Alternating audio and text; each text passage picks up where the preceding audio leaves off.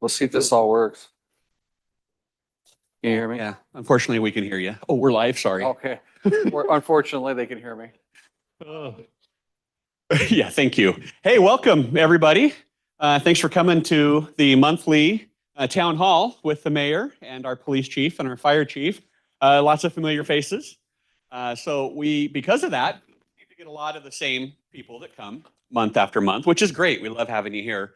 We're going to change things up a little bit today. So what we have is each of the chiefs and the mayor, they have something that they want to talk about. There's been some happenings and some things for them, so they're going to go through that. But Dana and I have been compiling a list of the questions from the public that we get on just a regular basis as people send stuff to the info@staridaho.org, or they send emails to us, or we get phone calls. So we're going to ask these three gentlemen those questions that we've been holding on to, and they're going to address those questions live for us. And then, of course, if we have any of them that come in online, we'll go ahead and ask those as well. But as always, if you guys have any questions, that's what's most important, is making sure we get your questions answered. So please throw your hand up. I will bring you the mic because we are recording and we do have people watching online. We want to make sure that we capture everything for them. But as always, we have our honorable mayor. We have Chief Hessing from the police department and Chief Tominski from the fire department. Did you guys rock off to see who gets to go first today? Fire's always better. Okay, all right. So, yeah, but I hear you always get there first. So, but block the way for their fire trucks is what I hear. So, Wow. all right. So, one of the things that just the reason for that. So we have the last couple of years we've had the police and firefighter volleyball tournament that has been kind of a fundraiser for our youth program. And I've been asked a couple of times to kind of host or MC that.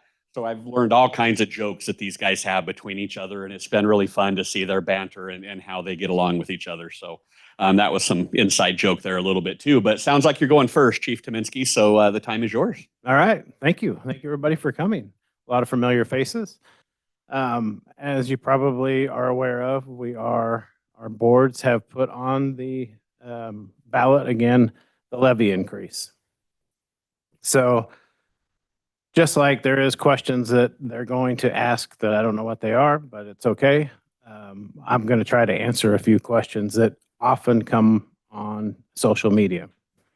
And the first one is, why would you build a fire station if you can't staff it? Which is a very reasonable question. So in 2018, the fire district started collecting impact fees. So every new residence and commercial building that is built within the fire district, there's an impact fee that is collected from that.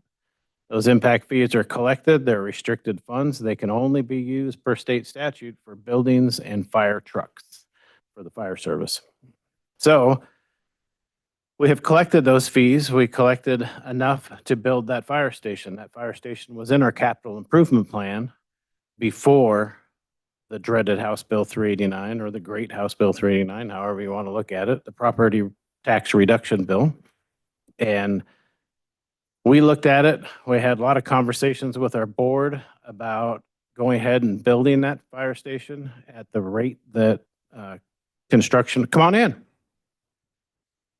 That rate that construction is today, because we have seen over the past several years how much it costs to build something is going up. So we were able to build that fire station for $3.2 million, and we had that much collected in impact fees. So we went ahead and built it, not knowing what it would be next year or the year after, or whenever we were able to hire the staffing for it.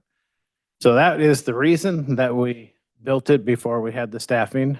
One, to spend the impact fees because they're restricted funds and they have a timeline on them. And number two, the cost of building. $3.2 million this year. What would it be next year? We don't know. Let me, can I just answer that for you? Yeah. Because CUNA just told me what theirs was. It just bid. It's similar, not exact, right? Correct. They used our plans. They just added one bay to it. That just bid out today for 4.1 million. So they built a fire station for 3.2 million, similar to what is being paid today at 4.1. That's $1 million savings almost by putting that station in now, just because of construction costs. Yeah. So I forgot to send that to you because I was asking them the question and stuff. So that was good timing, I guess, right? On that. It's just one of the common questions that Yeah. gets asked, and it's a very reasonable question. So I wanted to make sure that we had it online, and for any of you folks in here that hadn't already heard that. Besides that, it's the same amount, $2.25 million.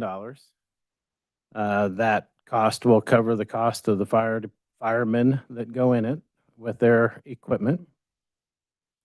The rate per $100,000 has gone down. So it started in the $56 or $58 per $100,000 range. Last year it went down, last November, it went down to $47 and some odd cents per 100,000. And this time it is $37.83 per $100,000. So because of the growth that we've had, it continues to go down. Anticipated we would not be able, if we pass that, if you guys choose to pass that levy in November, the fire district would not see those funds until January of 2027. So by 2027, most likely that'll be in the $20 range somewhere. No idea exactly how much it'll be, but it'll continue to go down. We've had, in my opinion, maybe the mayor knows this better than I do, I think we've had more commercial growth this year than we had last year. Yep. And the commercial growth helps that number go down a little bit faster than residential growth. So the number is going down. I know from talking to folks over the last year where they came from, different states. When that number is set, that number never changes for the life of the levy. And we live in an ad valorem tax state. And so that is forced to go down. As growth continues to go up and value of the district goes up, that number continues to go down. I need to ask them to spell that. Nope, It's a spelling bee. Ad valorem. couldn't tell you. Well, and I just want to add to this. You need to understand the fire district is not City of Star specific.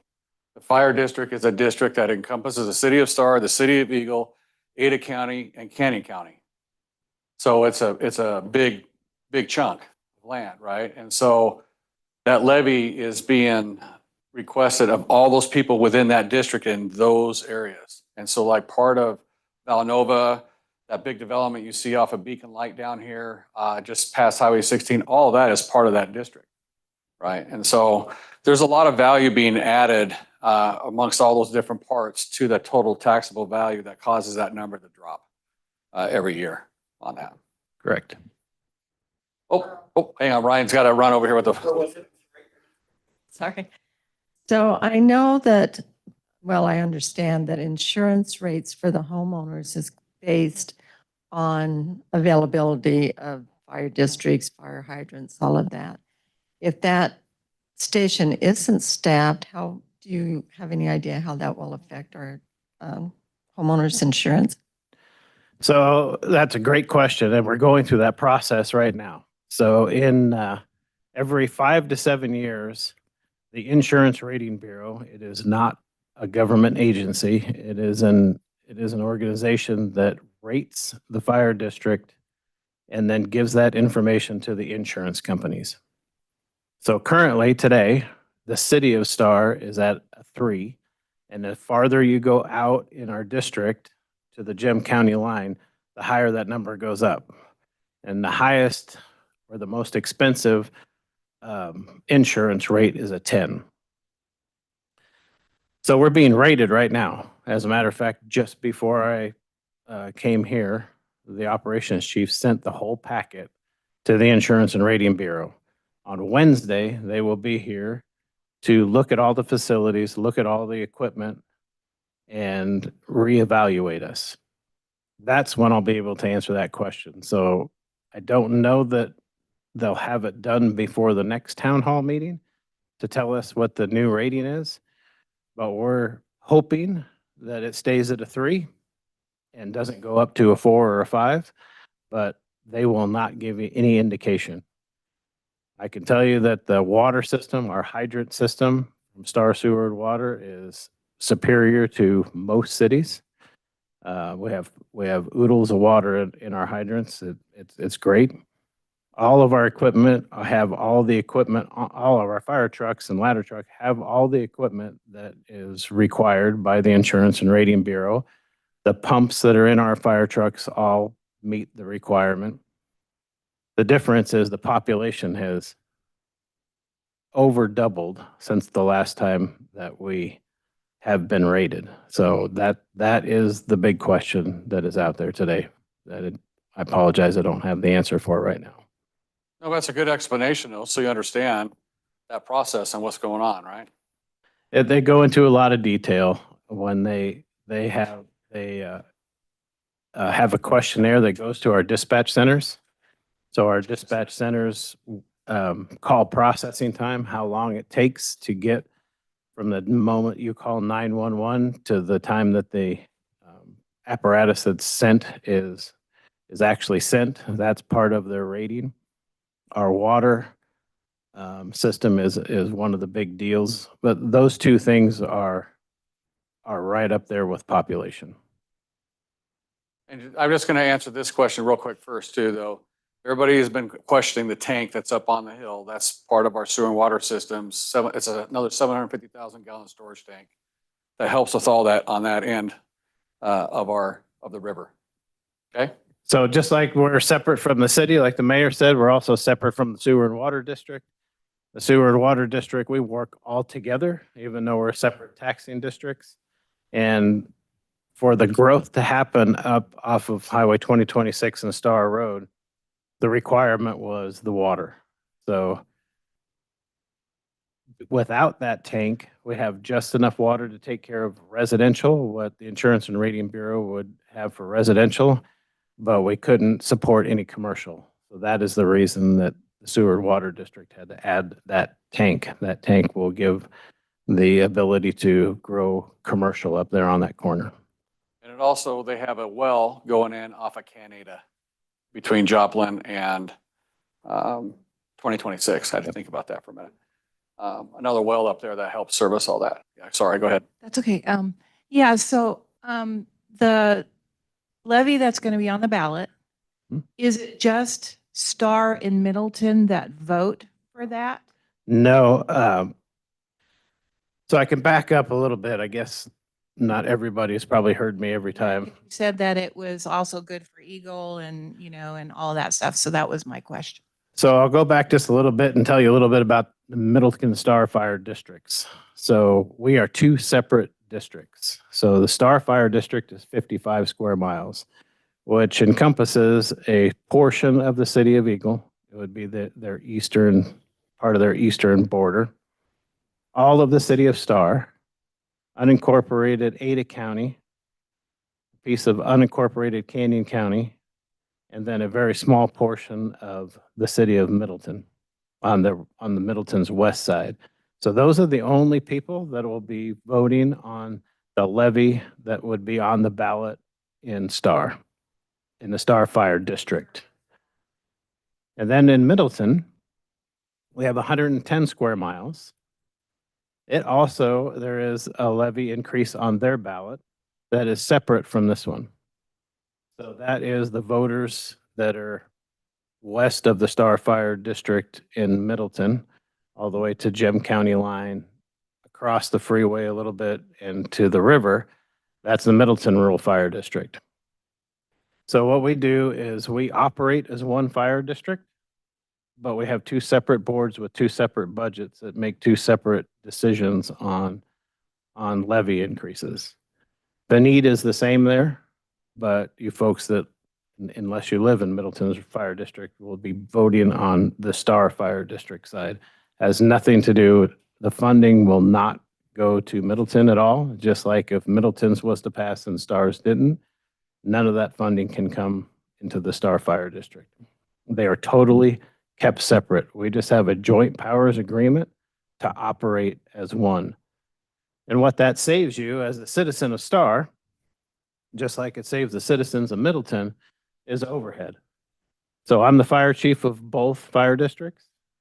We have an operations chief over both fire districts, a training chief over both fire districts, fire marshal over both fire districts, and payroll and administrative staff that the wages and benefits are split in half.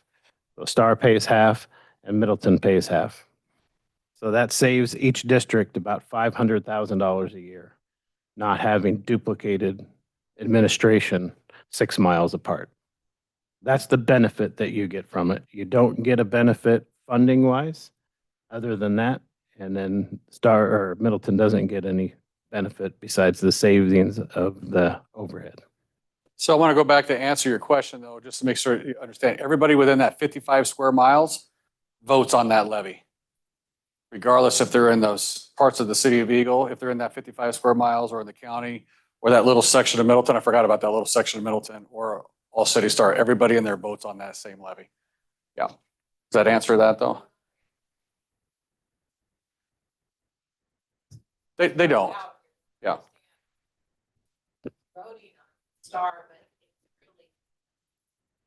Right. And so the people in the county are voting on that same Star levy, but nothing in the city of Star, right? I mean, it's just, it's a district, right? So, yeah. Okay. I will take any questions you might have. Okay. Chief, this might be a good time. I'm going to ask you one that we Okay. got. You've talked about this several times. This comes to us from Dustin Lopez. He's a local realtor here in town.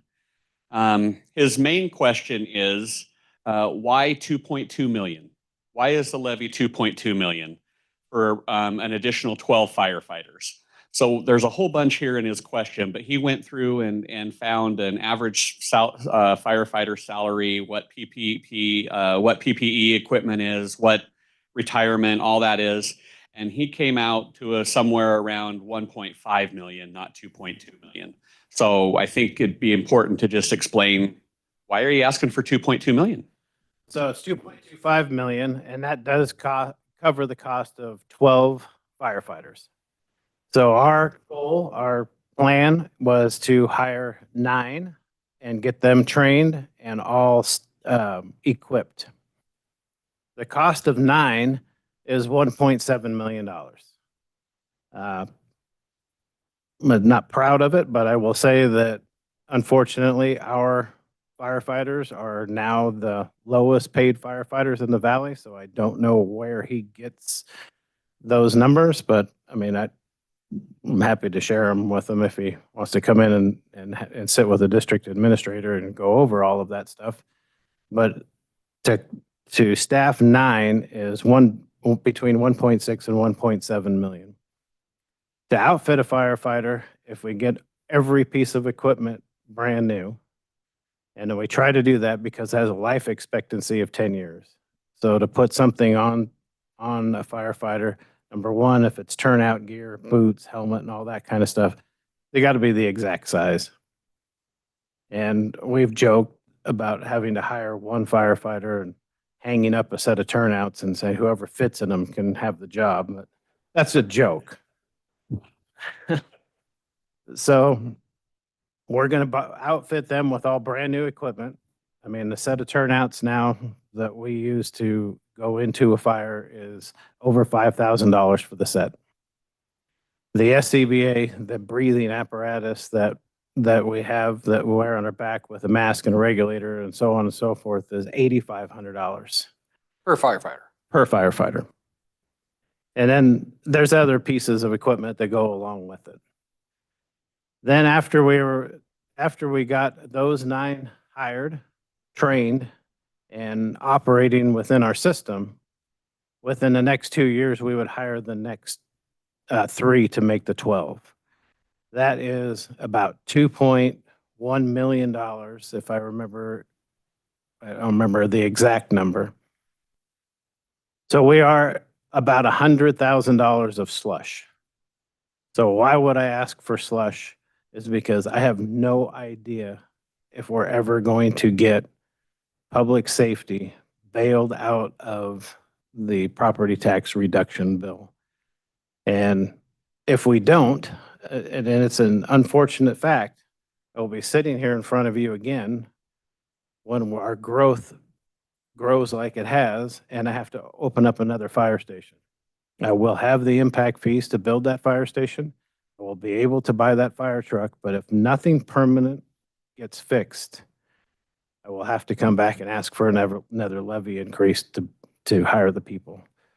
For the people, it's an ongoing expense, and I'm going to give you my personal opinion, and maybe I shouldn't, but I'm going to anyway, is I do believe that growth should pay for the infrastructure. The infrastructure is the building. That building is there, it's going to be there for a long time. The fire apparatus is going to last as long as fire apparatuses do. The NFPA standard is 10 years. We get a little bit more life out of that than 10 years. We don't go out and buy a brand new fire truck. Now they're over $1 million, 1.1 for an engine. We have them refurbished. There's a place in Henderson, Nevada that does fire truck refurbishment. So the last 2 fire trucks that we took down there and had them refurbished, it cost us just under $600,000 to have them refurbished. That saves just under half of what it would cost for new. And they update it to the new NFPA standard, to the new standard of the braking system that they have. They put a new pump in it. They put a new motor in it. They put a new drivetrain in it. It is, I can't tell you that it's brand new, but it's because it's not brand new. New upholstery, new paint. I mean, I park 2 side by side. You won't be able to tell the difference between a refurbished and a brand new. So that's one of the ways that we're trying to save taxpayer dollars by having them refurbished instead of buying the brand new ones. I hope that we can get some legislation changed, that we can have permanent funding to do this. And like I said, my story was that I believe that everybody or the new growth should pay for the infrastructure in that fire truck. But it's up to all of us. Everybody. I live in this fire district. It's up to all of us to pay for the people. The people are the ongoing expense. Another side track here, sorry, of a question that gets commonly asked is, we'll just say that you live in Heron River, or excuse me, Pinewood Lakes. I know some folks in here that do. They think, well, from my house, I can see a fire station. What difference does it make if that fire station over there is staffed or not? It's not going to affect me. Well, the fact is this fire station is gone 8 to 12 times a day.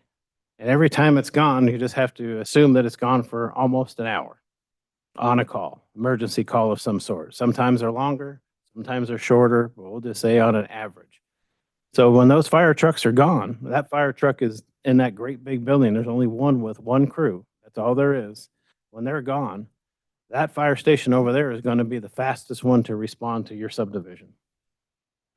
And you want somebody there fast.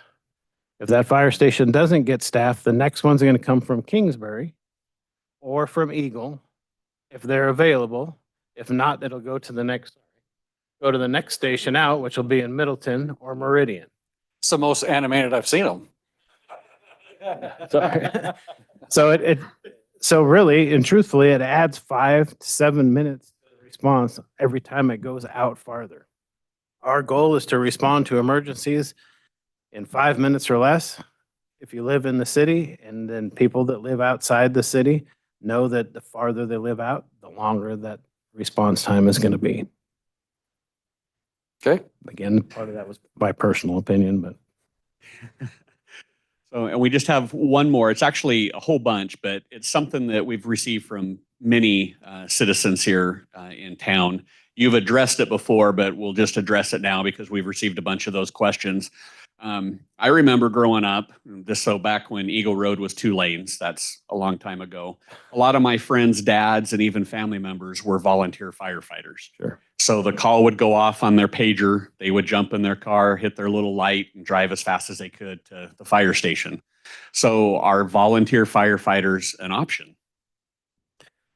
Volunteer firefighters are most of the staff that I have that work for us. We all started, including myself, started as a volunteer. The population of this community or another community that we may have volunteered in was a lot different. They were a lot smaller.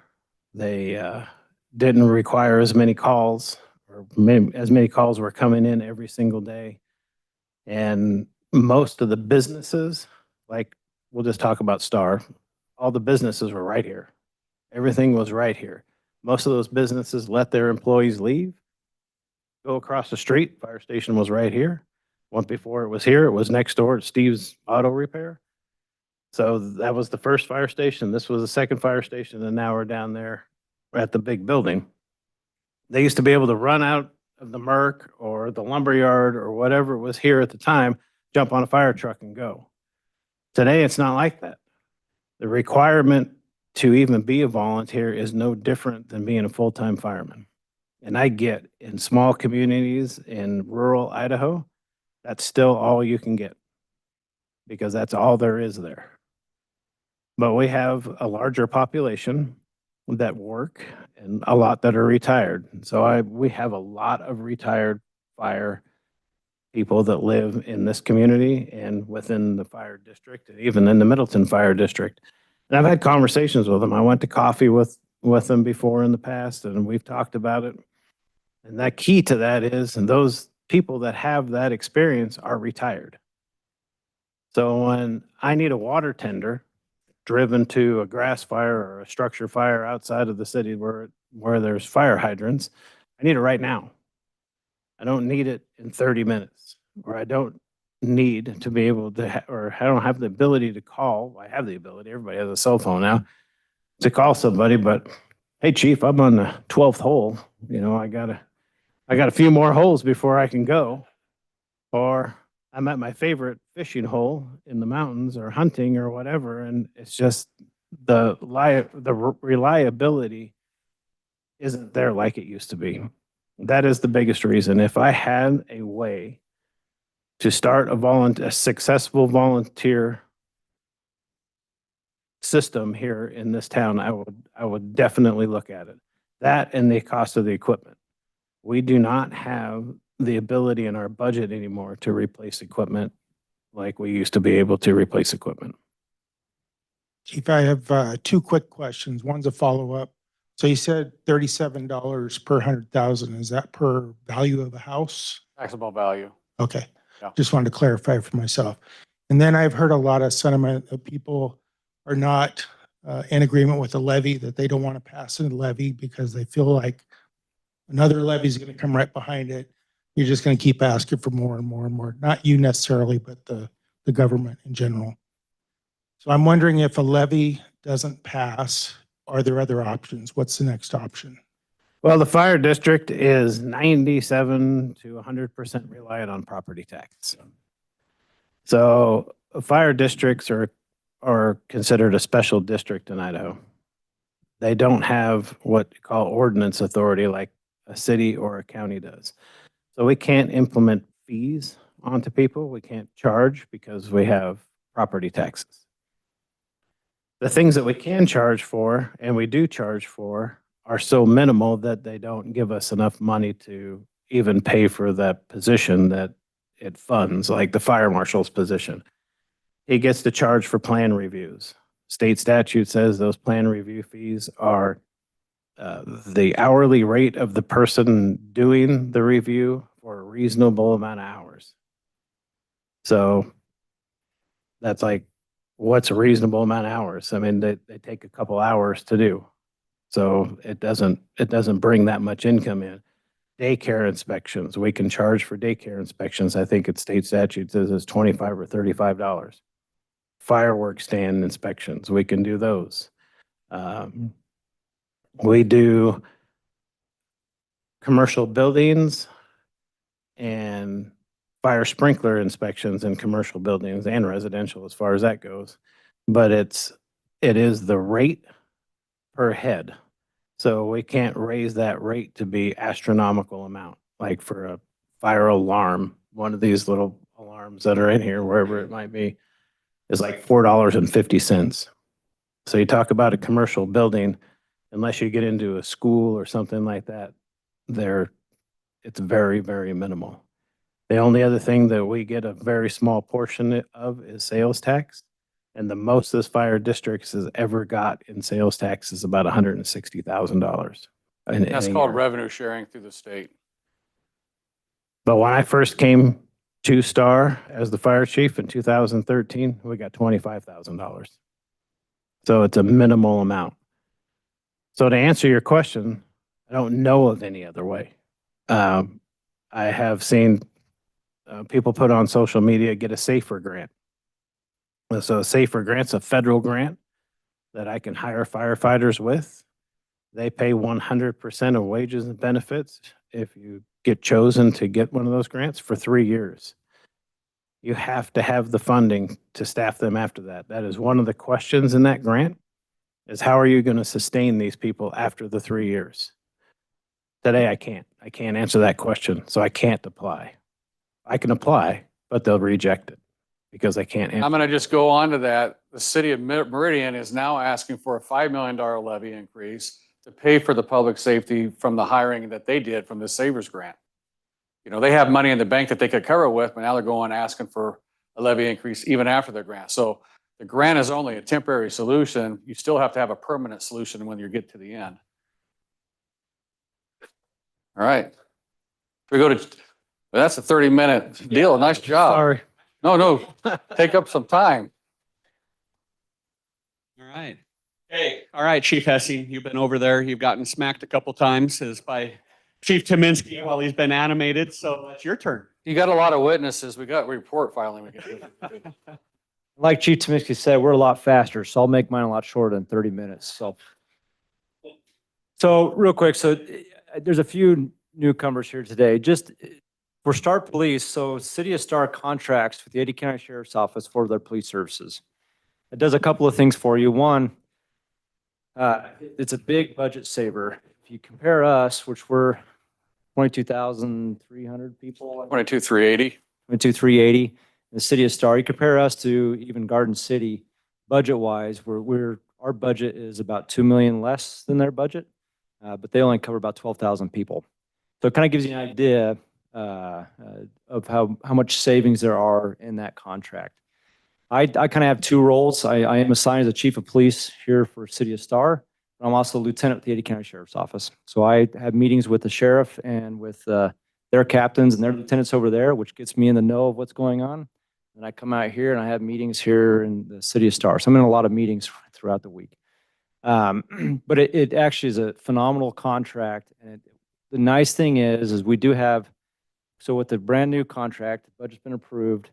We have 23.25 commissioned deputies in the City of Star. So they are assigned to the City of Star and just work the City of Star. And we have 2 professional staff. One of them is a code enforcement officer. And then we have Jada Butterfield, which is our admin assistant that works the front office. If you come in as the Star Police, she's the one that you first speak to. So we have 25 and a quarter people out there working. When I say a quarter person, I know it sounds a little funny, but the Star Middle School Resource Officer is Alan Takuchi. He's paid by the Ada County Sheriff's Office and West Ada School District. The City of Star pays 0.25% of his position to keep him here during the summer months to help with juvenile crimes or juvenile activity. And then also he's the one that was working down at Freedom Park quite a bit, trying to guard that place a little bit and get things to calm down a little bit down there. So The swimmer's ditch was the Good best busy. friend. we need to put up those signs a lot quicker next year. So. Yes. So, but I'm really excited about the 3 new positions we got this year.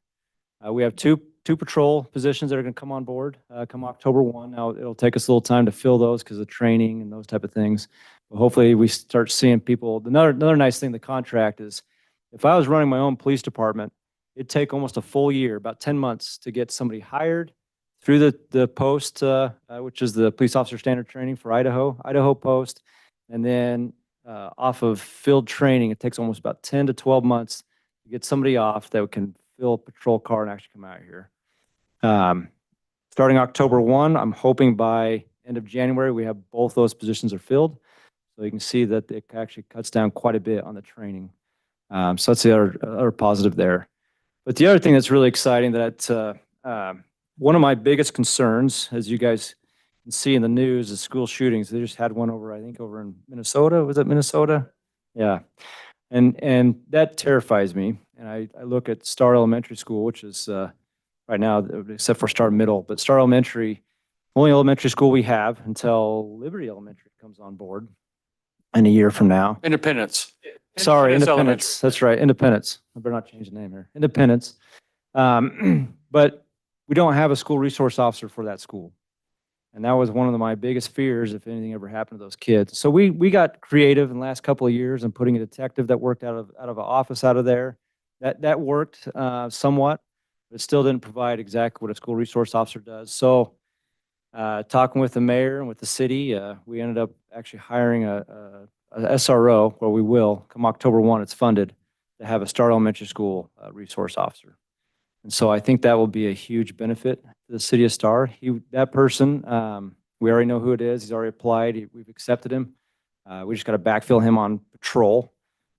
So Justin Prather's the deputy who currently works in the city of Star, but has applied for that position, has been accepted for it. He'll probably come in fairly quickly after October 1 to be in that school. And then he will also help out with Independence Elementary as well once that comes on board. So good things are happening for Star Police. I really appreciate the city listening to us on those issues, because a lot of times cities, it really is a West Data and more of their funding that should go towards that. But because I believe the city and the mayor are very concerned, and so am I, about that school, we were able to get that position. So hopefully we can get to negotiate a little bit with West Data and maybe help fund that this next year. But at least we have that position. That person will also handle a lot of, we get what's called health and welfare referrals.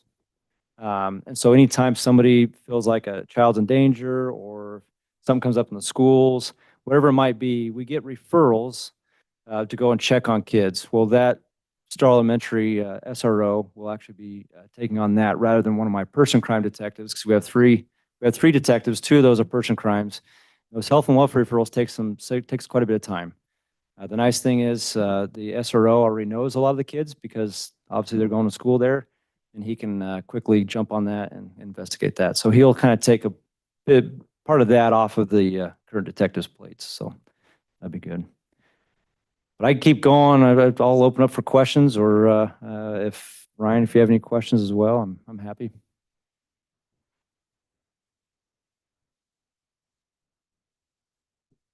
So Zach, I was riding my bike the other day in the afternoon and coming up north on Star Road, and bike lane was packed with cars waiting to pick up kids from school, and it was pretty dangerous. There was cars in the left turn lane when I turned onto Blake, and I thought it was going to take off a few mirrors of cars going down there. Is there any idea of how to address that, or I just need to avoid that? Well, It's a difficult one. that's been a problem for quite some time. And the other thing is we almost have 900 kids going to Star Elementary, and the max of that school is 600.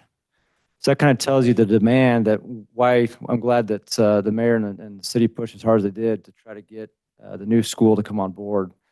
But there's no way with the busing system and with parents picking up and dropping off kids. We've looked at several different ways of how can we get this to funnel better? How can we get them to park? I know a lot of people say, well, give them citations because they're parking on the street. Well, if you look at the parking code, it's when they leave their car, right? And so they're sitting in their car waiting to pick up their kids. There's nowhere to line up at. So sadly, I don't know if there's actually an answer to that. I know it is a concern. I've driven just yesterday, drove down there when there was, I was like, man, that's a lot of cars waiting on Star Road. I don't know where to funnel them to. There's not enough parking in the current elementary school to park them there. I know that a lot of them will try to park at Blake Park as well, or in that parking lot. We just have a lot of parents and vehicles going to pick up kids that are on that time. So we currently don't have an answer to that. I wish I did, because I feel the concern. I will just tell you, just be thankful for what we have right now, because we had this expansion done, 6 years ago. There wasn't that other parking lot. That was grass. We were just using the little parking lot in front of the school where this was all funneling through. Right. And so it's unfortunate that we have that situation, but we're just gonna have to work through that during the school, those drop off and pick up times on there, I think, for now. I have asked, so our patrol team, just so you know, I've asked our patrol team, and also we call it the POP team, so the Provident Oriented Police Team. during the morning hours, so about between 8:30 and 9:30 when the school's starting, and then also in the afternoon hours between that 3:30 to 4:30. I've asked them to patrol that and try to slow people down because we get people that are speeding through there, and try to help with some of that. But with the actual parking of vehicles, I haven't come up with a solution yet. So. Challenge. Lori? Hi, two things. One, an idea, and another, a question. A lot of people are coming from out of state and don't realize that there's busing here for any student that is 1.5 miles outside of the school, and they're not used to it. And I was wondering if that's something that we could run as a program, as an outreach, like if you don't want the traffic, So the problem. put your kid on the bus. A lot of people Can I don't answer that real realize that. quick, Lori? I'm going to answer it. School district lets them know of the busing. This is a parental choice not to put their kids on the bus. That's the challenge that we have with that. Right. I'm just thinking a positive campaign. No, I get that, that we but could put it out there to, we have to work with the school, we have to work with the school district on that. Solution. No, I understand. We have to work with the school district if we're going to do something like that, but it's not very well received. We have done stuff like that in the past. My kids went to Star Elementary School here too, Mhm. right? Back in the 90s and the early 2000s. And we've had the same issues at that time where parents would just not, in this community, would just never take the kids to school. Mhm. You can do the campaign, but we can try, but it's going to It's have the to be a same. West Data driven campaign because they're going to have to plan. If they think they can pick up 400 more kids, they're going to have to figure out the bus routes. That changes everything because every parent had an opportunity at the beginning of the school year to say, are they going to use the bus system so they could plan for the buses that are going to be there and the routes that they have. And the challenge we're having is they're not taking the buses anymore into most of these neighborhoods and picking these kids up on the main corridors, which creates another issue for safety, right? So this is a bigger issue than running a campaign right away. It's going to take a little bit of time in order to make that happen, just for the safety aspect. But it's not a bad idea. We just got to be real about the situation that parents do not want to put their kids on the buses. I'm just trying to think of. No, I get it. Problem solved. Put them all on the Trying to put switch them all on the their paradigm bicycles. because they're not used to it. And if we could change that. I'm like, put them on their bicycles and make them walk. We used to have to walk, for Pete's sake. If you make it cool and, Yeah. for the environment, park your car for the environment. Anyway, Yeah, no, I get it. it goes to the school district first. Okay. Yeah.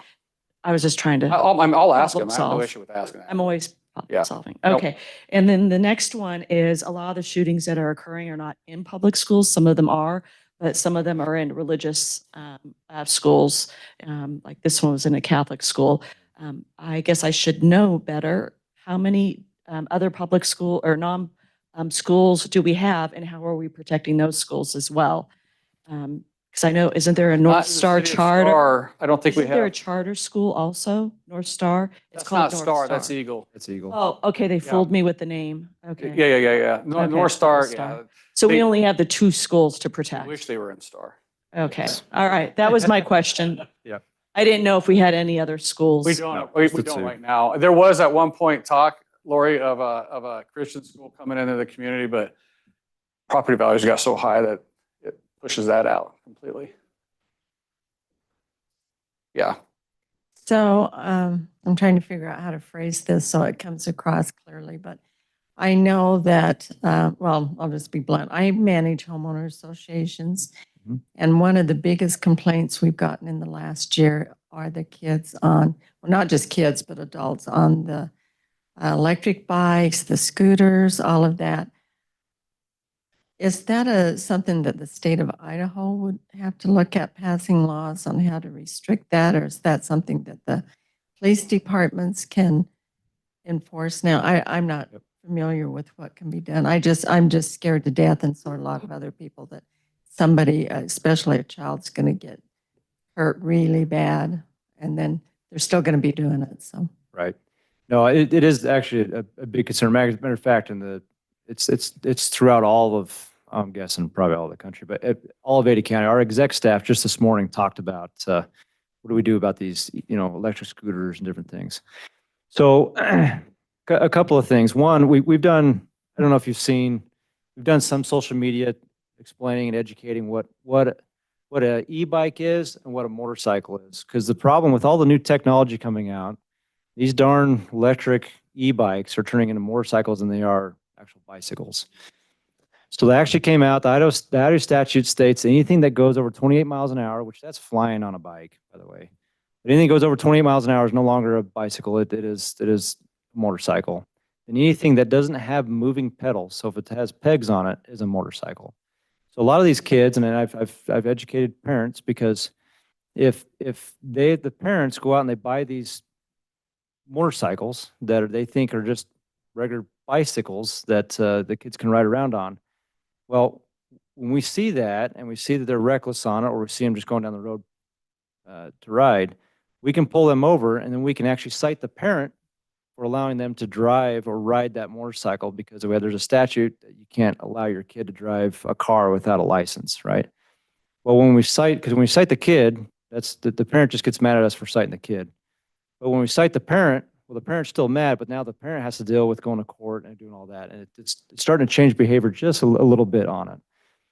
The other thing is the Idaho statute made it so cumbersome for us to figure out what is what. You have the UTV law that allows UTVs to go on anything that goes 65 miles an hour or less. You can take it. Well, UTV is a side-by-side, an actual engine side-by-side.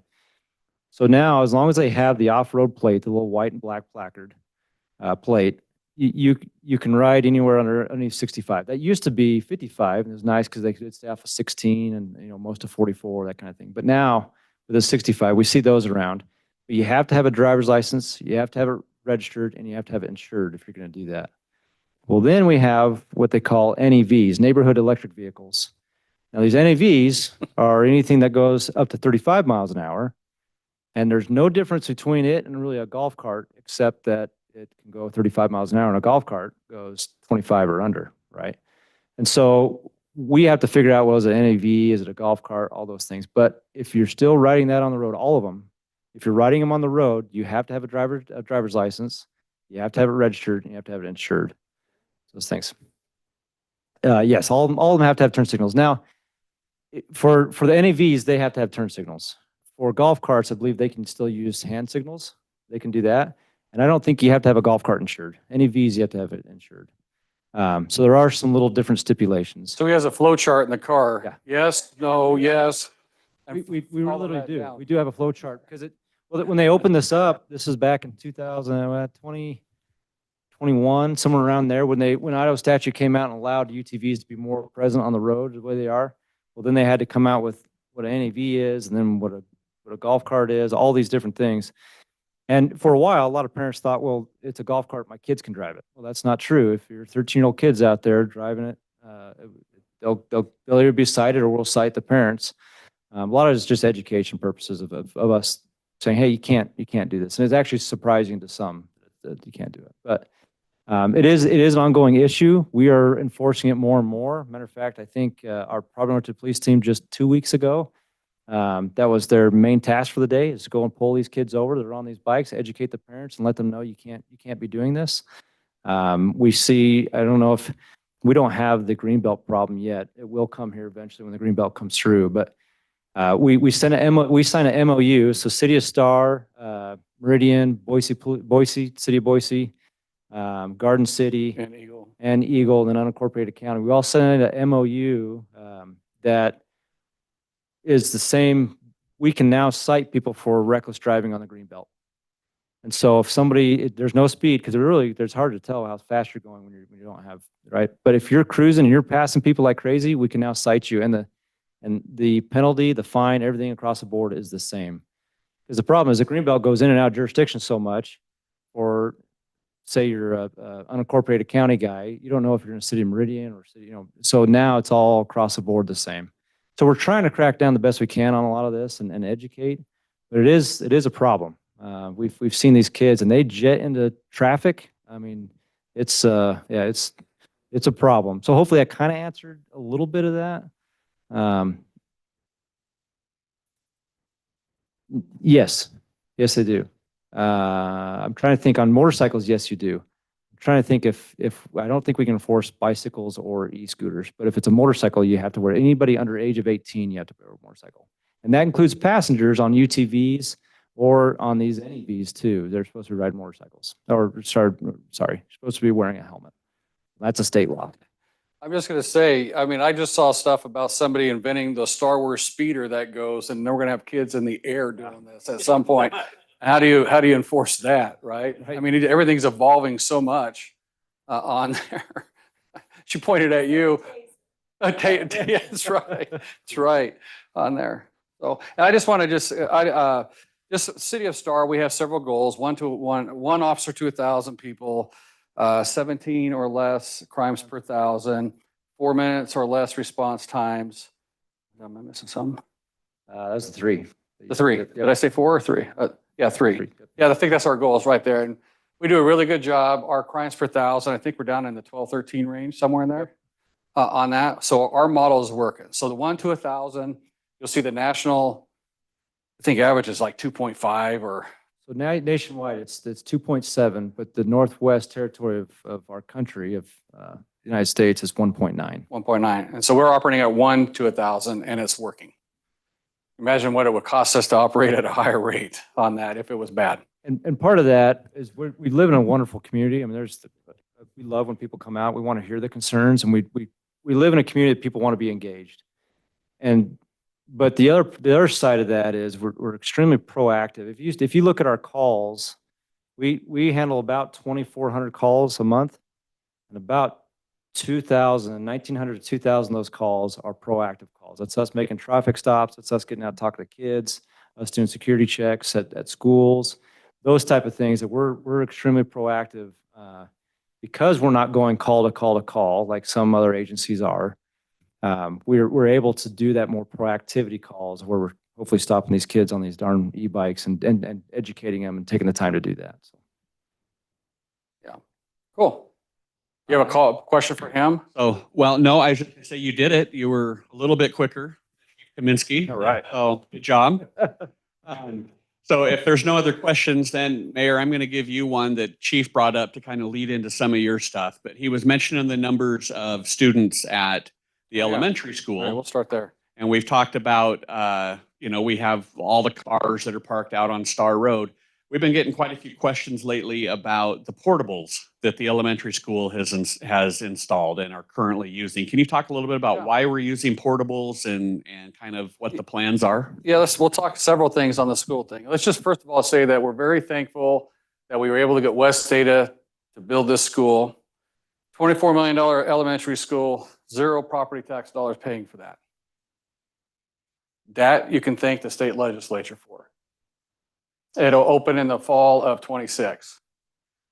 State legislature in the last couple of years has started doing what is they're constitutionally mandated to do, is take care of these facilities and applying funds to that.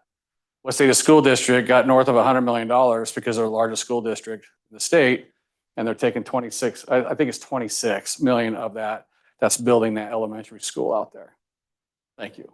Because we don't pass bonds, obviously, or levies, right, in our communities. And the last one failed, and we would be really in trouble if that school wasn't in the works. At the same time, with the growth that we've had, the school district has several options. Because we are a big school district, we're all part of West Data, which is Meridian, Eagle, and Star, and some of the unincorporated areas, and even going towards Kuna, I think, a little bit, right, down that way, and some of Boise on the other side. They have the opportunity to move kids to other schools from your area. And we currently do that. There's 250 kids south of Highway 44 that get shipped 7-8 miles in the Eagle to an elementary school over there to help alleviate the other 900 that are sitting at that elementary school. So portables are an important option for us to utilize as communities, and they're a viable option. There's nothing wrong with the portables. They've got security in there. They've got fire alarm systems in there. They've got air conditioning and heating in there. I saw someone post something about their kid going there and they don't have any air conditioning. Well, that's not true. They're all equipped with this stuff to keep them comfortable and stuff like that, right?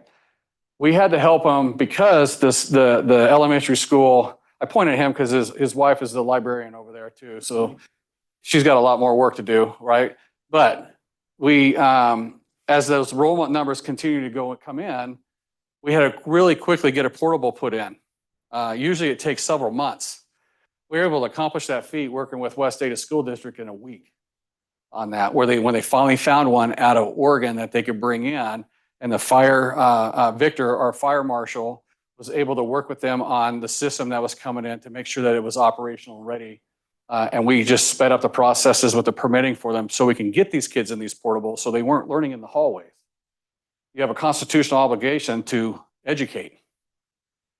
We have to do it the best we can. So those that don't like portables, I get that, but that's the option that we have, and it's a viable option to make certain that these kids get the education that they deserve, right, as they're going. It does create challenges all the way. I mean, the lunches, the PE time, all that, it creates issues with the overcrowding and stuff, but we have relief coming because we've been pushing West Data, and they've been great partners with us to bring that elementary school here. Now, we can't forget the fact that we're a dual county city. So we're also a dual school district city. Middleton School District comes all the way to Canada Road. We go all the way to Kingsbury. So we're 2 miles into Canyon County. They're having the same issues with overcrowding over there. They're at like 140% at every elementary school, and they've got portables all over the place over there. Same issue. They're getting money from the state. We as a city, with the development on that side, people don't like development, I get it, but every one of us moved into one almost, probably. So you better like them, right? Either you like the free market or you like big government. You got to pick your choice, pick your poison on that, right? With the development over there that we had, we required them as a city to provide, I think it's 11 acres, 10 acres, 10 or 11 acre site right off of Kingsbury, fully bringing all the services into it to the school district for an elementary site. That saved them $5 million by the city requiring that, right? And they were more than happy to do that because they understand the issues. The problem they have over there, they don't get the same amount of funding because of the size of their school district from the state. So they didn't have a full $25 million to build that school. They ran a bond last year. They're going to put some of that money that they got towards that and try to run a bond for $18 million. Everybody failed that miserably. So they're working on stuff with the state to see if they can get additional money so they can build another elementary school in Star on the Middleton side at with no property tax dollars involved with that, right? And so we're working through all these challenges, and it's not unique to here. That growth is hitting all these communities throughout the state of Idaho, and everybody's having various challenges with this. And so the school thing is an interesting concept that we're having the battle, and I think we're doing a good job with what we have on trying to accommodate that. Now, people say, well, why would they put the elementary school right by the middle school? Well, let me just give you a little history. About 15, 20 years ago, the school district bought 140 acres back there for a campus of an elementary school, a middle school, a high school, and a technical school. Beautiful. They're all in the same location over there.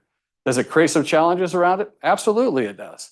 But guess what? That property was built long before the developments ever came in. I'm not built, but purchased long before the developments came in with that plan. And that plan will get executed, and the roads will get widened as things come in. We're working with ITD right now when they're doing this highway. We're going to talk about some of that. But we're working with ITD when they're going to do some widening to try to force them to do the widening of Pollard ahead of time, right? Because they're going to create some challenges for us that we'll talk about. So I think that answers that question. That definitely does. Thanks, Mayor. I want to stay on schools real quick and ask you a question from Miss Jennifer Miller, amongst other things, but I think I'll just read this portion to you. It says, when we lived in California, we were assessed school impact fees, even for just doing an addition on our home. A similar approach here in Star could provide much needed funding for school expansion and emergency services like the fire department. Can you talk a little bit about impact fees and what we can and can't So do? we talked about impact fees for the fire. We can charge that. State constitution does not allow us to charge impact fees for schools. Doesn't work that way here in Idaho. And I'm going to get on my soapbox, and I hate to do this. My family's been in Idaho since 1880, so you can't get more native than that. Quit comparing us to another state. We don't operate that way. Some of that is this free market, big government concept that I keep talking about. Everybody left the big government of the states and the cities they came from to a free market style economy where we're trying to make things work, where you have the opportunity to move and live and be peaceful and all that stuff where you're at. The impact fees, we can't do. We would love to do them, but we can't do it. And impact fees are not, for schools, will almost be impossible to figure out when you have these massive school districts on here, right? You can't all the impact fees in that district have to be equal. I can't say I go to Star and the impact fees are 10,000 per house, and go to Meridian and say they're 15,000 per house, or New Permit, I guess, that's built and stuff like that, have to be equal. But it's not equal everywhere on that. It works better on a smaller community, but again, you're gonna blow up the cost of a house in that.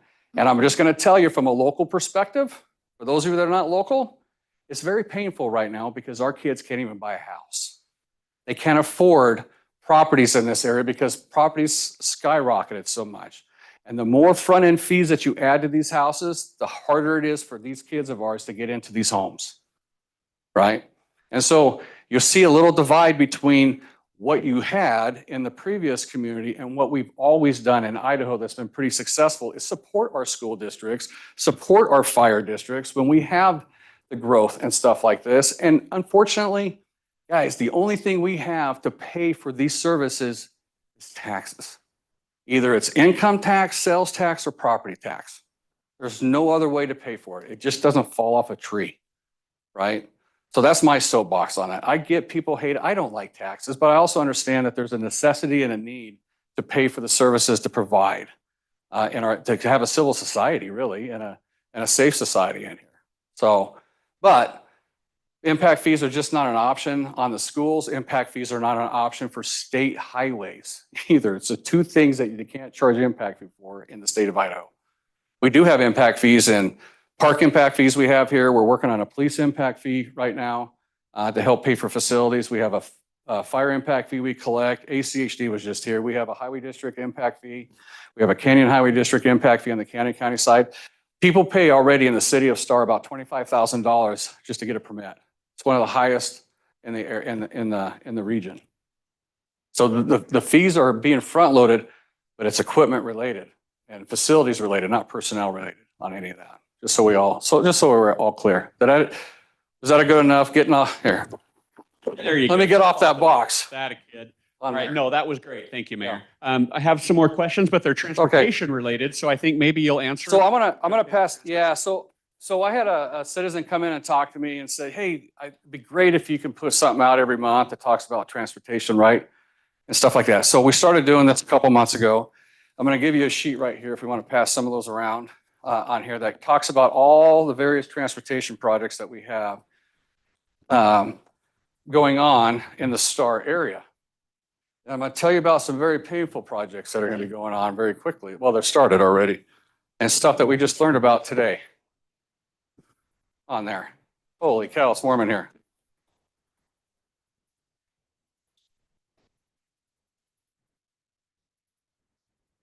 Okay, everybody got a sheet?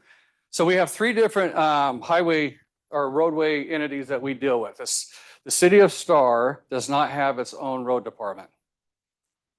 ACHD, which is Ada County Highway District, is a unique animal. They're only one of its kind in the entire country. It actually handles all the local roads for all the cities of Ada County: Boise, Meridian, Kuna, Eagle, Garden City, and us, and all of unincorporated Ada County. And so you guys pay property taxes that go to that outfit. They collect impact fees that go to that outfit. We cannot force, what's wrong? Oh, we cannot force them to spend. They have their own board. You elect an Ada County Highway District Commissioner. There's a five-member board, and they got their own team. And we send them what projects we were trying to get done in our community and stuff like that, and they try to prioritize that as best they can.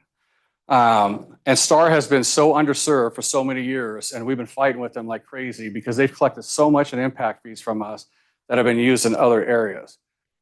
But things are looking up on that. I'll just tell you, and we'll just look at some of these things from ACHD on here. So that you guys remember when Floating Feather was closed over here this last winter and early spring. You'll see a lot of people go, why do they close things in the winter? Well, we have to wait on these bridge projects till the canals are dry or lower in order to do these bridge projects here.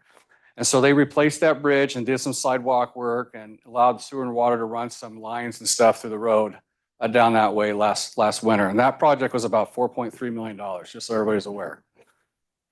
The purpose of those things is it allows us to do the future widening because they're building them out for the widening of those road networks. In 2026, they're going to do some pedestrian facilities at Pollard Lane, Floating Feather for the schools so we can get these kids off the roads. Recently, we put a pathway from Floating Feather straight into the middle school through a grant that we got. And you see that parking lot that's up there in the front in the grass? That's the City of Star doing that. And we're doing that. The cemetery district owns that land. They don't need it for like 20 years, right? I mean, they got plenty of spots on the other side. So we created a park and we did this parking lot to try to pull parents off of the middle school grounds and drop their kids off there away from it to kind of break things up to alleviate some of the traffic issues and flows up there. But they have to also add some more pedestrian facilities along Pollard and Floating Feather there by the cemetery in order to make sure that people can be mobile in there.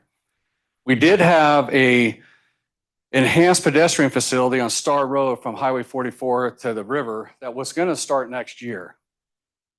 That's changing because we now have them designing right now the widening of Star Road from 44 all the way to Chinden. That wasn't even in their wheelhouse until 2035 originally. And we pushed and fought and pushed and fought about that until they, you know, I never believed in the squeaky wheel theory until this one, right? Because I was the squeaky wheel really pushing some of this, and they are actually now, they just said, instead of going through a concept study, they said, just write us a letter that you want us in design. And so we did that. So they're designing the facilities to widen that from Highway 44 to Chinden Boulevard there, instead of putting the temporary sidewalks on both sides on that, right? That requires them to buy right away and all that kind of stuff there. It's going to go in 3 phases on Star Road. It's going to start on this front phase to widen that. Then it's going to do the bridge. That's going to be painful when they do the bridge. We got to figure out I've been very clear with them. You cannot shut down the road. You're going to have to do the bridge and use the old bridge and then shift like they did in Horseshoe Bend and shift people, right? Like that, because otherwise it'll shut us completely down. And then they'll do the final section up there and there'll be one right after the other. So starting in 2029, that's the year that they have for construction on that, right? If they can pull it up, they will, but I doubt that that'll happen. We do have the Munger Road that was going to happen in 2027, but they moved those up to 2026. So instead of taking the money that they had slated over here on those pedestrian facilities, they shifted that money for us to go to Munger Road to finish the last 2 bridges that needed to be widened so we could widen Munger Road as well and get the pedestrian facilities finished over there, right? And so you're going to see this winter at some point the shutdown of Munger while they do that widening or the bridge widening and stuff like that with the box culverts and things like that. And then obviously everybody's favorite are chip sealing. Every 7 years you see chip sealing if you're not from here in your area. It was our turn for chip sealing. It was our turn for broken windshields and all that kind of stuff. You know, we got some of that. My son has a new truck and was all pissed off at me because he chipped his window. So I get yelled at. I get yelled at by my own family for that. just so you know. And I don't control that, right? Future, we just talked about that. And then so ACHD does a 5-year work plan and they update it every year. So that 5-year work plan, we have a transportation committee of the City of Star that we work on a plan of all the different projects that we rank and want to see get done. The committee approves that, goes to the council approve, and I write a letter and send it to ACHD, and then they try to work it and incorporate it as best they can into their 5-year work plan. All the cities do that, the county does that as well. So when you see this work plan, they're going to come out for public comment. I highly suggest everybody to comment like crazy on Star Road to try to get this done sooner than later and see if we can push that up even faster. I'm just happy we got it on the docket. They're designing it and they got a plan to be funded in 29. But it will be painful when that happens. That's our only north-south route. So ITD, let's talk about that a little bit. The Highway 44-16 interchange project is happening right now as part of the Highway 16 project, right? That's about a $79 million project that they're doing. If you guys saw all those, I'm going to tell you, our tradespeople are some of the most amazing people in the world. If you think about it, the people that build and do all that stuff, those guys that were working on the natural gas lines over there, those massive lines, kept natural gas flowing while replacing that and moving all that stuff out of the way of this interchange, using welders and all this kind of stuff at the same time as this gas is flowing, which is crazy to me how they can do that, right? And they're working all day long, weekends and stuff to try to get this thing done. So that's what you see happening on that northeast corner right now down the way. And so that interchange is started now, slated to take 2 years to get done. You're going to see coming up, I think in September, was it September, Dana? We're going to have a major backup in the city of Star for a couple months. And I'm just going to, and I'm going to tell you I'm your advocate. We're going to meet with them next Thursday to talk about this more, see if we can find an alternate way to do this. But they're going to have to reduce down the eastbound lane to one lane from Highway 16 past the church, Eagle Christian Church. That's going to create serious problems in the morning, probably throughout the day, but serious problems in the morning when people are trying to go to work because there's really no other route. 70% of the traffic you see come through Star originates out of Canyon County.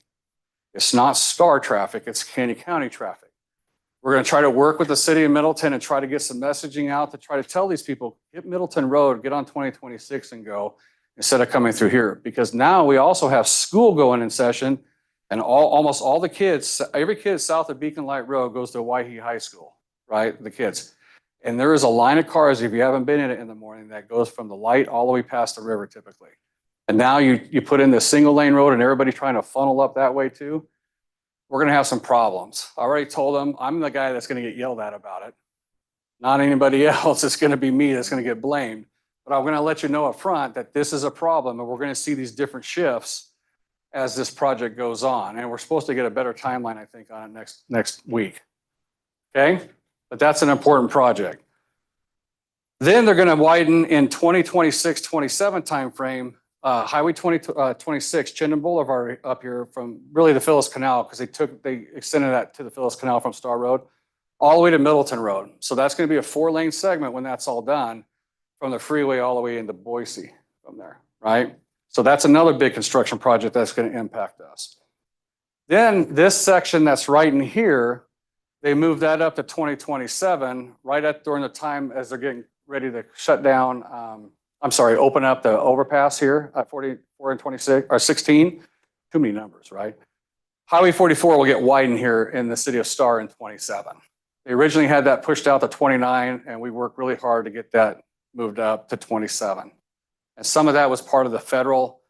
They had to do this environmental study that this whole corridor was tied to. And when Middleton got rid of the bypass, it threw everything off, and they were able to break out our segment of the funding and get this done. And they got that done. So you'll see this widening happening in 2027. Okay.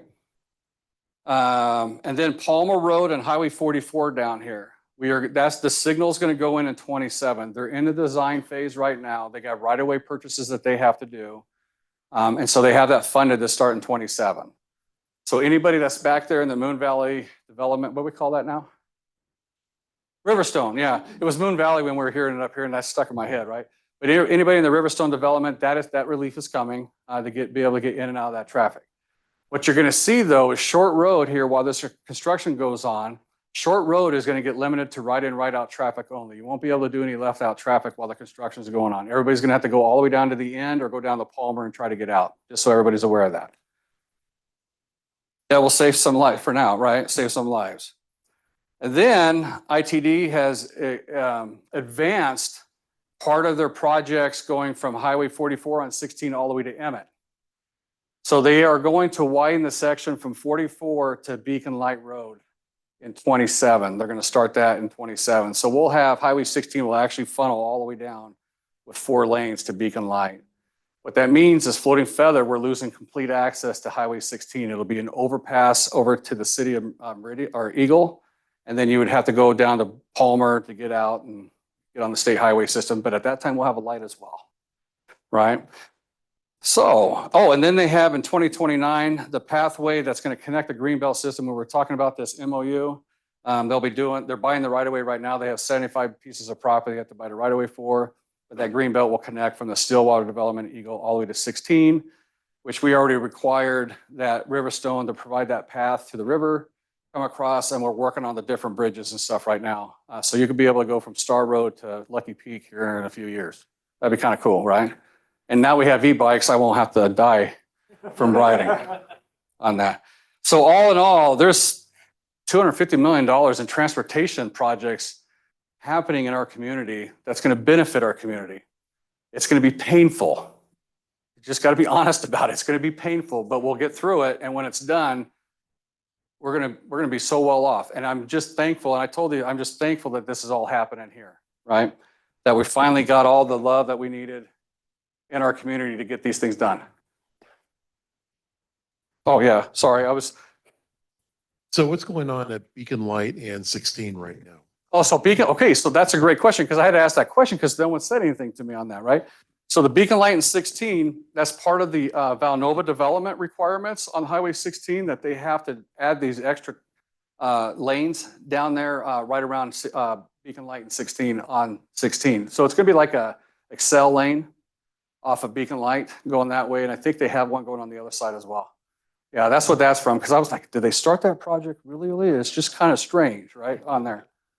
So I'm going to hand out this right here too, Ryan. So this came from today, from a meeting that we had today with ITD and the city of Nampa and ACHD and the city of Meridian. But this shows you the Highway 16 project and all the road work that's being done around that project over the next several years, just so you're aware of what's happening, okay? Highway 16 slated to be open at the end of 2027, all the way to the freeway. So we have when that happens, that changes the dynamics of our area tremendously because you're gonna be able to flow around this. Yeah, they haven't seen this yet either. You're gonna be able to flow around the valley a lot sooner for us on that as well, right? But I wanted to hand that out to you to kind of give you an idea of what they're doing on these different road segments and things like that around with these other jurisdictions as well. So there's a lot of work being done along that corridor right there, okay? To go with that, let's see. I was going to talk about that. Oh, we just had a meeting with ITD. We're looking to try to get a new northern highway in Star. Up where Valnova is, you guys know where that there's going to be where the new Eagle development is on that side. It comes down to Highway 16 right before Firebird. So Willowbrook that's up here is required to connect to that as well to get the people out of their development, and they're working with Valnova that they're going to have an overpass there. There's going to be a new highway that goes east-west that goes from there to Interstate 84 up there. If we can get something like that, that'll pull traffic off of here from North Middleton and North Star because people are going to use the path of least resistance. And it'll be a limited access is what we're trying to get highway up there. So there's like every 2 miles or every 1 mile of the access points. Because the biggest thing I told them is I do not want this to turn into an Eagle Road situation where there's accesses everywhere and it's just a disaster, right? We got to be able to flow the traffic. It was exciting that they're the ones that called this meeting because I brought this up a year and a half ago at Compass at our regional planning thing. And they've been focused on this, getting consultants on board to try to help to identify the site, if it's going to be Goodson Road or what is it? Or Galloway. Goodson Road or Galloway over there where the connection point's going to be and what the path of least resistance is. Willowbrook is actually going to be connecting from Highway 16 all the way over to Chaparral. So there will be a segment that's going to be right there that will help funnel people out onto the Highway 16 project and try to help alleviate some of that. So we hopefully pull some of this traffic out of here as well. At the same time that I asked for that, I asked for a new bridge at Kingsbury across the Boise River because we only have one. I mean, Middleton's, I think that bridge is 6 or 7 miles away from here. For all of this traffic to get across, we only have one. The city of Nampa, it really benefits them as well. And they have a highway department, and Crystal has been awesome, their director. And she's taking that on and working to get these NEPA studies that are required to get done to cross the river from their standpoint. They're using their staff and all that to put in for all this grant funding and all that to try to get that completed. So that's moving along, which is great, right? Who knows when it will happen? But we've seen the state of Idaho do tremendous things with transportation infrastructure lately. They, when they basically, if they provide $60 million to ITD, they can leverage that into $1 billion worth of bonding for projects. So it doesn't take a whole lot to get a lot done, in my opinion, around this area. So My hope is that that continues to happen. We get the study in place, they can leverage some of that money to get that done and that highway up north done as well. Okay. So those are the transportation things that we have. That will be it's going to be game changers for us in our community, but it's going to be very painful. I'm going to be honest. It's going to be more painful for me than you because I have to get yelled at all the time about it. Okay. And Dana, because Dana has to, when people, I kid you not, people not even from the city get pissed and they come right into the city hall and march over there to come yell at me about it. And she stops them from coming over there. And it's like, I don't control that. I'm sorry. So yeah, just real quick, Mayor, then we'll get these other questions. So this question, you covered almost everything in it because they wanted to know about State Street and everything there. But the one thing is a stoplight at Les Schwab. Oh, yes. Restaurant. Yeah, so we do have a plan. So we did several years ago. The only reason we got a Moyle lights because the city of Star, we took upon ourselves to do a traffic study using ITD's experts for it because they told us we couldn't get these lights. And so these lights are important to get people out safely. When we're talking about Palmer, right, it's the same thing at Seneca Springs, same thing at Moyle to try to funnel people out.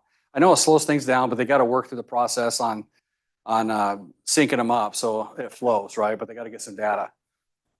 So the Seneca Springs light is approved to be done. The city of Star is not paying for that. Development's going to pay for that. So all that development on the north side from Taurus here to Seneca Springs, that commercial development, as those developments and stuff come in here, they have to put a slice of money towards that kitty to pay for that. Too late for us to ask anybody on the south side, right? We might have to find some of the money. I mean, when I say we're not going to, I highly doubt that that's reality. We're going to have to probably put some money towards that. But we're going to work with ACHD and ITD as well to try to get that done. Timing, we don't know because it all depends on when those commercial businesses come in, because at that time is when they're going to have to pay that fee for it. Yeah. Yeah, go ahead. Okay, I have a question. 1644, Uh-huh. is there any time they're going to shut the intersection completely down and everyone will have to use Star Road? Or is it going to be like Shinton where they'll always? They're gonna- be so, available? No, the lanes will still be available. They'll open. The only time they'll shut it down is when they fly the girders, but they're going to fly those at night like they did on Chinda. Okay. Yeah. And at that point, it'll be shut down, but we won't have the traffic and they'll funnel people up that way. Or they'll funnel them down Beacon Light or something at that point. Yeah. That's a great question because that was a common question this morning from the different agencies on the Highway 16 projects. They were showing where they were at. And later this year, like USTIC and those other areas, they have to fly girders over there still on that. And they were concerned about the traffic over there too. Yeah. Yeah. Sorry. Having voice problems. In light of everything we're hearing and seeing on what's going to be going on and how difficult it is going to be, it makes it even more important that we get another station up. Correct. Because if we think response times are difficult now, It's going to make it harder for them to respond and harder for units from other communities to get in here when they are out. Yeah. Yep. And all that is taken into account in these discussions too. I mean, the levy thing is important, but as far as the public safety aspect of it, they have to look at all those scenarios for these guys to be able to respond. Importantly. I'd like to talk to you later. Okay. About a couple ideas. Okay. Perfect. Dana? I forgot there was one more I forgot to print off. A lady called and asked, and I believe it was about Pavilion. She was asking about the possibility of getting bike racks at Pavilion, and we don't currently have any at Freedom Park either. Yeah, so the bike racks are now at Pavilion. They're in front of the playground. We did get those installed. Freedom Park is still ongoing, and we're going to get, as we get some of this other stuff done, we have a veterans garden. Dana's she's the brain, the backbone behind all that, right? Over there. And that veterans garden, when it gets done and our other facility gets done down there, we'll have some bike racks installed down at that location on there. And you know, Star bike racks are typically the stars in blue and white, which is our city colors on that. But that's a great question too. We try to get those up in all these locations because we have them at Hunters Creek and Lake Park and things like that. We do have another park that will be working on this next year up by Roselands. That 7-acre property that's right in front of Roselands is a school district site that doesn't fit their footprints. And so we got like a 99-year lease for $1 a year on that thing. We're building a park in there for the community to utilize up in that area, with the hopes that they'll just sell it as surplus to us in the future on that, right? Freedom Park, I will tell you that we know Freedom Park was very painful at points this summer. A lot of people coming in. We can't limit people. It's a park. But I'm joking, but Swimmer's Itch was our best friend. Because Swimmer's Itch doesn't kill you. If people don't realize, it's a parasite that gets in your body, that dies when it's in your body, and some people react to that, right? But it slowed people down. And part of the challenge we had is when we opened that park, Eagle Island was not open at that time because they were doing all that construction there. Well, since that time frame, since we had those challenges with Swimmer's Itch in there, people have started falling back that way. We're hoping that most of those out-of-towners will go back over that direction there and keep it more open here, right? I mean, it's just, it is what it is. You just shower. We're going to actually put an outdoor shower out there by the restroom, so people, if they have concerns in the future, they can just go wash off after they swim and stuff like that. So, yeah. Cool. What other questions you have? I got to think of what else I had in my mind. Oh, the downtown revitalization plan. I just want to talk about that real quick. I don't know how many of you showed up down at the River House last Thursday. It was friggin' awesome. We had over 500 people down there giving comments on that, and that's what's important. Now, I've heard comments from people, who's going to pay for this? Well, we're paying for the plan. We're not paying for the revitalization. That's going to be the community as it develops down there is going to be putting their pieces in of the puzzle of that plan. We don't, unless we do some sort of, I hate the word, urban renewal district and stuff like that, the city won't be funding stuff like that. We require the development community, and we do a pretty good job with that all around this community on having development pay its fair share for that, right? But it was great to hear people's comments and talk to everybody about this. And we truly we have an old plan, but we never had a preconceived plan. We're taking everybody's 500 plus comments we got there, plus the 388 comments we got online prior to that, and molding that to try to come up with a plan. We're going to reopen that up with another public input session to see what the citizens came up with, get some more comments on that, make adjustments to that, and then adopt that plan, okay?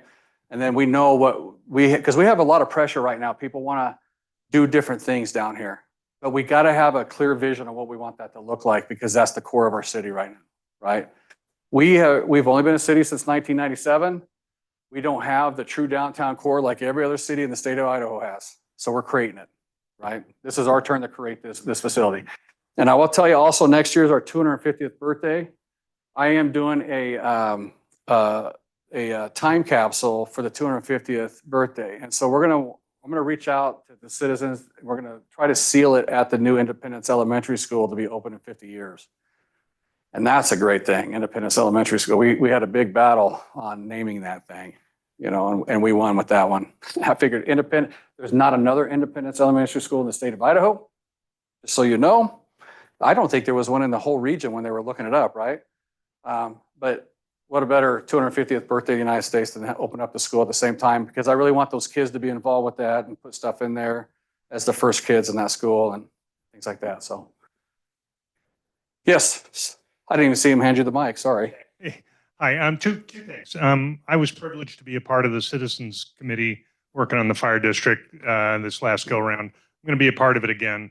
One of the things that was really a challenge and was embarrassing, frankly, at the end of that campaign was how low the turnout was. And we really need to work on turnout in this city for issues like that. I think we have a better opportunity to pass this fall. There's more items on the ballot, lots more things for people to be interested in.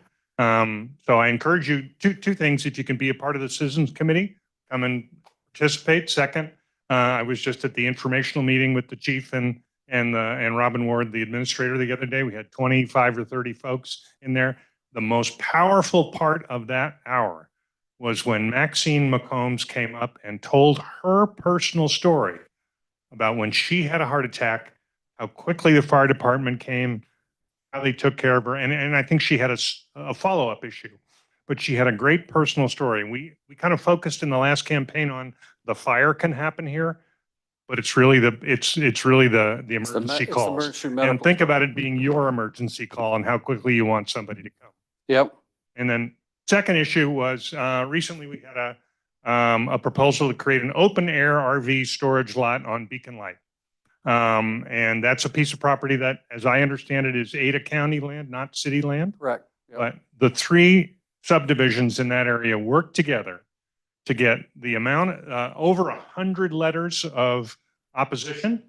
And you wrote a great letter that made a big difference. Then thank you very much. But we had 100 letters and we had at least that many people for 3 hours in the Ada County Commission offices. And it was a great education to see, number one, see how it works and have the vote come out the way we hoped it would. Yeah. But thanks for your support in that. And thanks to everybody who participated, made a big difference. And I'm gonna, oh, good. So I would just want to say, anytime you testify in a public hearing for that, you have to base it on facts. Emotions cannot be decided upon. I don't care if you don't want to see something in your backyard, but what are the facts?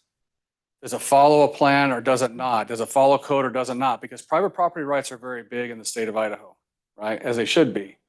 So we just got to make certain, and basically the letter that Sean and I put together was based on the facts. And that's why they utilized that, because it was a factual thing that it does not fall. They recognize the City of Star's area of impact up there, right?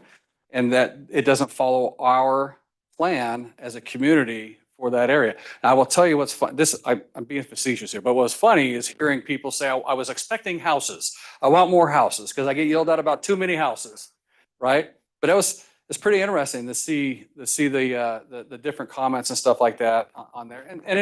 And it's good to come out and testify on there, but testify on the facts on why.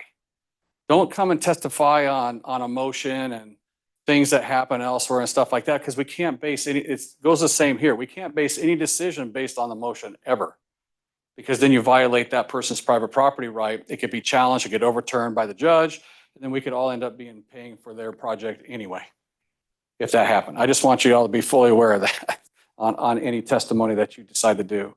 And I will tell you, that's nothing. 100 people, 3 hours, come be part of the Willowbrook thing that took us 3 meetings up till midnight with 400 or 500 people testifying. That's something. But I'm glad you guys went, though. That's important.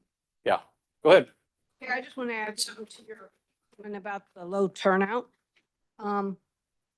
There's no excuse for not voting. You can go on the website and get an absentee ballot, have it mailed to your house, put it in the mail, or walk over here, put it in a box, and instead of using the excuse of, oh, I forgot.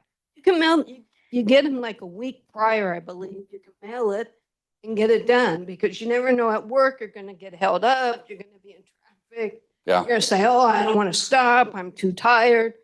So just go and get an absentee ballot and get it done. I'm gonna add on to that. The biggest challenge we see with folks moving in is they expect the ballot to be mailed to them.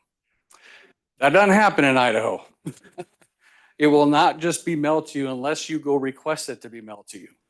So make certain that when you're talking to folks, Star's been we've always had really, really high turnout, always, regardless if it's an presidential, off governor election, whatever.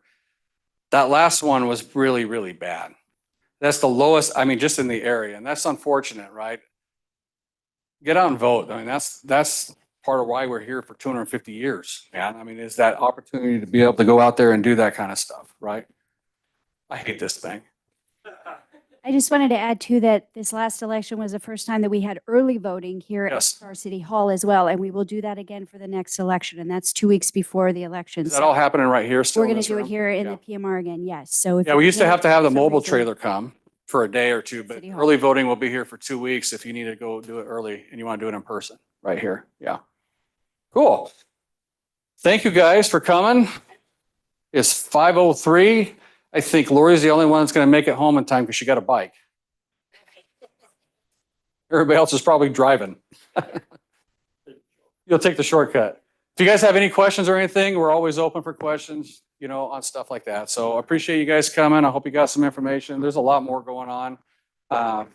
We could talk about that more later as well. I have some more information here. We do have one thing that I forgot to mention is Firehouse Subs really wants to show the new station and have us do a open house to show the fire station and then educate anybody that wants the education. So they're sponsoring food, bounce houses for the kids, face painting.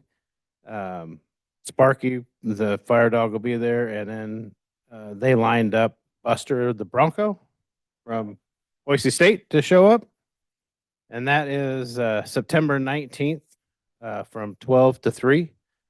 It's free. If you want to come and look at the fire station, send people there. We're going to advertise this pretty heavily over the next couple weeks. So I'd like to see everybody there. Here's a flyer here. And then there's another flyer with upcoming events, public information meetings that we're having. We'll have the fall breakfast that we have at the fire station, the Pheasant Hunters Breakfast. That's actually going to be October 4th from 7 to 10 a.m. That's the That's same. not eating pheasants. No. So for those that are not from here, that's the opening of pheasant season typically, right? And that's why it's called the Pheasant Hunters Breakfast. We've had that question many times from people moving in. We have. That's all I got. Here's the information. All right. Hey, thank you guys. Appreciate you.